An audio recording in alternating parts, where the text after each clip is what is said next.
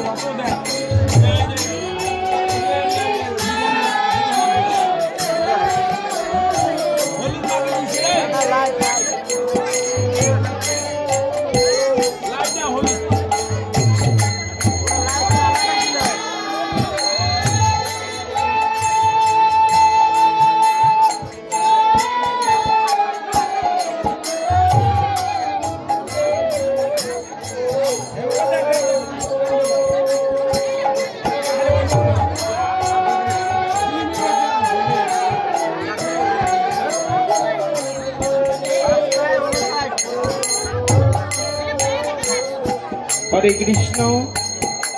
সুধী ভক্তমণ্ডলী, আর 1 মিনিটের মধ্যেই শেষ হয়ে যাচ্ছে তৃতীয় প্রহর।